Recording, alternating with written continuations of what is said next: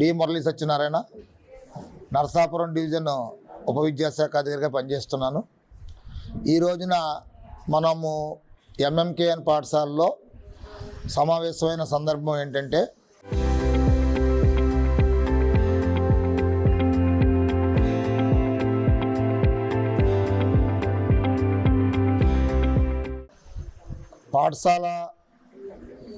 పాఠశాలకి గైరు హాజరవుతున్నటువంటి విద్యార్థులు మరియు చదువులో వెనకబడినటువంటి విద్యార్థుల్ని మనం రెసిడెన్షియల్ విధానంలో కనుక పెట్టినట్లయితే వాళ్ళు సాయంత్రం మాటలు రాత్రి అలాగే ఉదయం లేపి వాళ్ళని చదివించినట్లయితే ఒక నెలలు కూడా వాళ్ళకి ఖచ్చితంగా వస్తుందని అనుకున్నాం.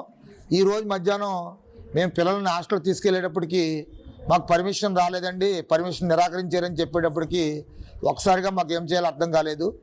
దాంతో ఏదైనా ఒక పాఠశాలలో పెట్టి రెసిడెన్షియల్ విధానం ఇక్కడ అమలు చేద్దామని ఈ పాఠశాలను ఎంచుకోవడం జరిగింది. అయితే విద్యార్థులు పెద్ద ఎత్తున హాజరవడం జరిగింది. దాదాపుగా 160 మంది విద్యార్థులు వచ్చారు.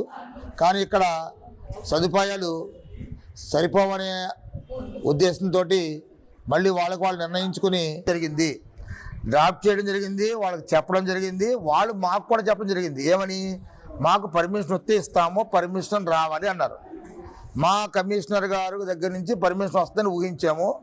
మా డిఈఓ గారు వాళ్ళకి సర్క్యులేట్ చేస్తారని చెప్పామని చెప్పారు. అయినప్పటికీ కూడా ఆ సెక్రటరీ గారు, అంటే బీసీ వెల్ఫేర్ సెక్రటరీ గారు నిరాకరిస్తూ మనకి సర్క్యులర్ ఇవ్వడంతో ఈ సమస్య తలెత్తింది అనుకోకుండా సడన్గా.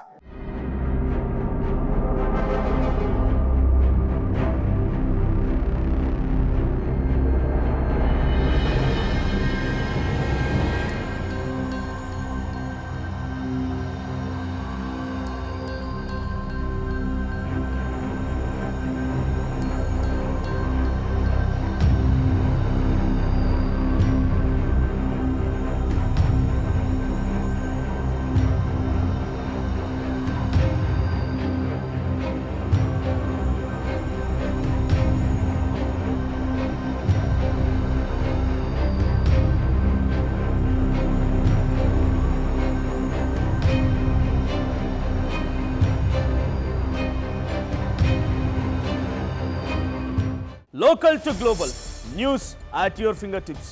మీ చేతిలో ఒక ఆయుధం. Download raw TV app.